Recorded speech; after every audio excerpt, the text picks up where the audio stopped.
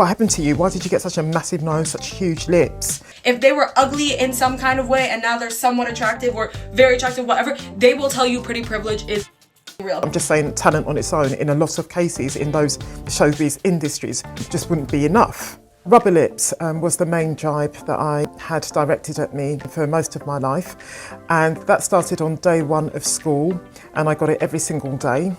And a close second to that was cow nose, and not only did I get bullied every single day from day one of school, I was bullied absolutely everywhere I went, at school, at home, on the street. Just had people calling out rude names to me because of how I looked. From about my mid-teens to about my early 20s, I was frequently mistaken for a boy.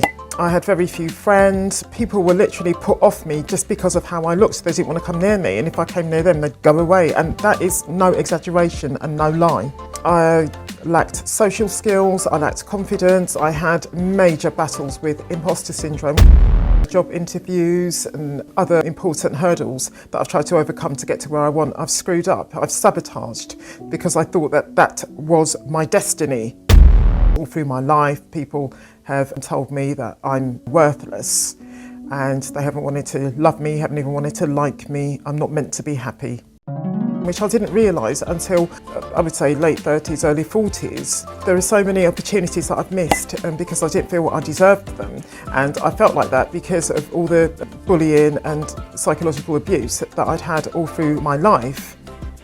It's completely stupid. To a point, I'm still battling with it, but at least I am battling with it now, whereas in the past I didn't recognise it. But embarking on my teaching career at the age of 24, in the year 2000, I switched up my look. I started wearing lots of glamorous, trendy, really feminine clothes. Mini skirts were my favourite. Lots of bling to go with that, really cheap jewellery and other accessories. I had really nice hair for a lot of my 20s. It was relaxed, it would grow, it looked really nice. I was able to make myself a lot more feminine, if not necessarily physically attractive.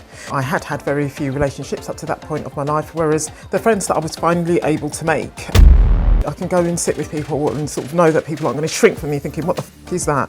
Are you a man or a woman? What happened to you? Why did you get such a massive nose, such huge lips? I did have that before, especially when I was at university. A lot of people just did not want to come near me. They would not come toward me because they were really repulsed by my appearance. Because when I finished university and got into teaching, I was finding people who were actually not repelled by how I looked and were in fact happy to be my friend. They were getting married and having children and buying homes, and I wasn't. But I did have a very philosophical attitude. For one thing, I was building my teaching career. I had big plans for teaching when I first went into it. Also, I just had the attitude that I was just unlucky and that's life. There are people with far greater problems than being ugly. And I had a lot in my life to be grateful for. And that was true, and I still have. But then when I turned 30, I think I had an epiphany, if you like. And I just thought, yeah, okay, I've got lots to be grateful for. Doesn't mean I'm not allowed to have more things that I want and desire. And so I spent the next year researching cosmetic surgery and cosmetic surgeons. And then in the Easter holiday of 2007, when I was 31, I had my first cosmetic surgery procedures. Over the next 5 years, until summer 2012, I was regularly in the holidays getting stuff done. So much of my procedures went wrong, and I wasted so much money because of that.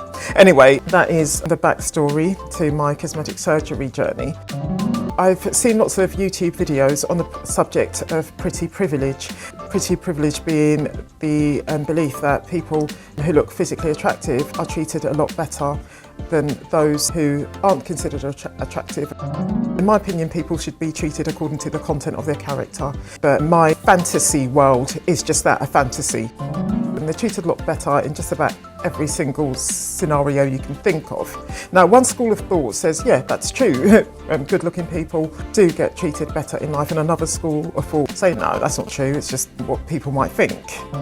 I'm seeing a lot of pretty people talking about how pretty privilege isn't real and they don't have it and blah, blah, blah. Shut up. No, you want to talk about pretty privilege? Talk to people who had a glow up. If they were ugly in some kind of way and now they're somewhat attractive or very attractive, whatever, they will tell you pretty privilege is real, because when you weren't attractive, it was like everything you did was like annoying. But when you're like stereotypically attractive, like whatever, you get away with so much more. People are so much nicer to you. And from getting you a career promotion ahead of a less attractive colleague of yours, who may actually be the better candidate for the role, to getting you a lighter sentence if you're convicted of a crime, pretty privilege is real.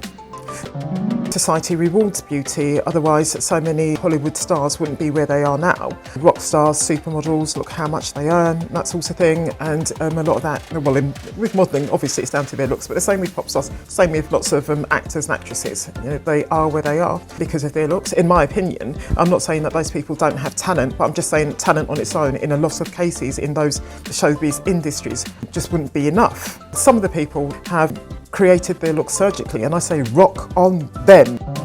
People treat me a lot better as I look now than they did the way I looked before. And I'll just stress the point, I don't call myself pretty or beautiful. I know my channel is called Opt Into Beauty, but that's only because that's a lot shorter than having a title that says opt out of having a very big nose, very big lips, receding chin, flat mid-face, sagging flat breasts and skin that overhangs your pubic bone, for instance.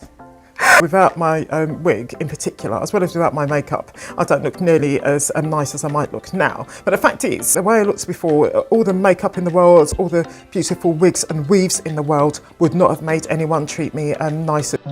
Relationships, however, are a bit of a sore point. I will tell you that in another video. If you've enjoyed this video, then I recommend you to watch this one next. I'll meet you there.